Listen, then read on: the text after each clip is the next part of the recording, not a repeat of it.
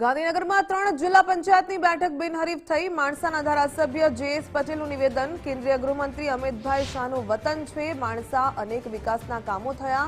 3 જિલ્લા પંચાયતની બેઠક બિનહરીફ થઈ છે. વધુ બેઠકો બિનહરીફ થઈ શકે છે તેવું પણ જે.એસ. પટેલે નિવેદન આપ્યું. કોઈ ઉમેદવારને ધાક ધમકી અપાઈ નથી તેવું પણ જણાવ્યું. સાથે જ કહ્યું કે તાલુકા પંચાયતની 5 બેઠકો બિનહરીફ થઈ.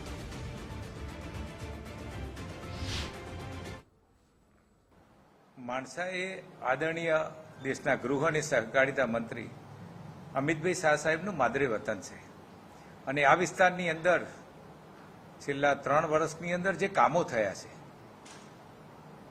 ફોરલેન રોડ હોય, નદી ઉપરના બેરેજ હોય, 425 બેડનું હોસ્પિટલ હોય કે જિલ્લા કક્ષાનું ફાયર સ્ટેશન હોય, સ્પોર્ટ્સ સંકુલ હોય, એ ઘણા જ વિકાસના કામો થયા છે. ગામે ગામ પ્રાથમિક શાળાઓ પણ નવી બની ગઈ છે, ગામે ગામ ગેસ કનેક્શન પણ આપ્યા છે. એમ આખા વિસ્તારની અંદર જે કામો થયા છે એના લીધે જે લોકજુવાળ છે એ પણ ભાજપ તરફી છે.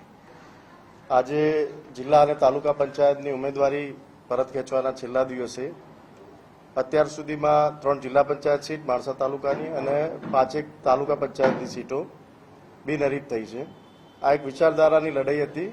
એમાં રાષ્ટ્રવાદી અને વિકાસની વિચારધારા સાથે સમજાવટથી સામેના પક્ષોએ એમની ઉમેદવારી પરત ખેંચી અને વિકાસની વિચારધારામાં સંમેલિત થવાની એમની વાત, એના કારણે અમે સફળ થયા છીએ. સાથે સાથે અમારી જે ભારતીય જનતા પાર્ટીની સંગઠનની ટીમ, જે આદરણીય રમેશજી અમારા પ્રમુખ હોય કે જિલ્લાના અધ્યક્ષ અનિલભાઈ હોય, એમને જે રસ્તો બતાવ્યો, એમના સલાહ સૂચનથી અમે આ પરિણામ લાવી શક્યા છીએ.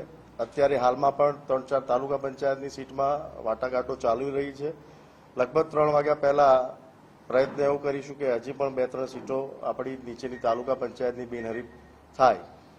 સાથે સાથે આ વખતે જે ટીમ કામે લાગી હતી કે ભાઈ ચૂંટણી લડવા જ નીકળ્યા હતા, સામસામે 2 પક્ષોએ ચૂંટણી થાય, એક જીતે એક હારે, પણ અમને પોતાને અંદરથી એટલો કોન્ફિડન્સ હતો કે તાલુકા પંચાયતની 26 અને જિલ્લા પંચાયતની 7 સીટો ઉપર અમે ભાજપનો ભવ્ય વિજય મેળવીશું.